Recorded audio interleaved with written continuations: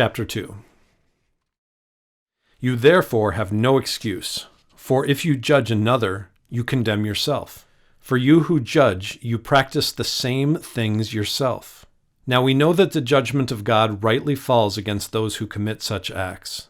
But do you think, you who pass judgment on another while doing the same thing yourself, that you will escape God's judgment? Or do you despise the wealth of his goodness, patience, and forbearance, not knowing that God's goodness leads you to repentance? But because of your hardness and your unrepentant heart, you are storing up wrath against yourself for the day of wrath and revelation of God's righteous judgment. He will pay back every man according to his deeds. To those who are steadfast in doing good, who seek glory, honor, and immortality, they will receive everlasting life. But to those who are resentful and do not obey the truth, but instead obey unrighteousness, they will receive indignation and wrath. There will be tribulation and anguish on every soul of man that does evil, to the Jew first, and also to the Greek.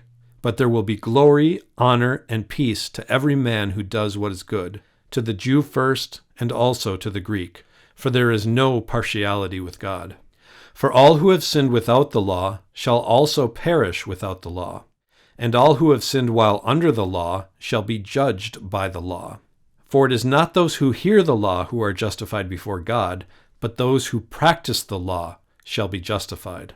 For when the Gentiles, who do not have the law, do by nature the things contained in the law, these things are a law unto themselves, in that they show the work of the law written on the hearts of the Gentiles, their conscience testifying, and their thoughts both accusing them and excusing them. This will happen on the day when God judges the secrets of man, according to my gospel, through Jesus Christ.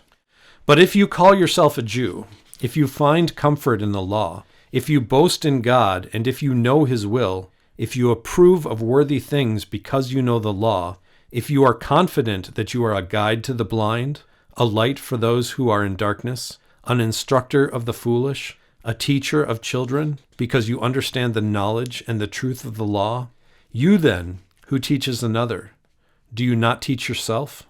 You who preach that a man should not steal, do you steal? You who say that a man should not commit adultery, do you commit adultery?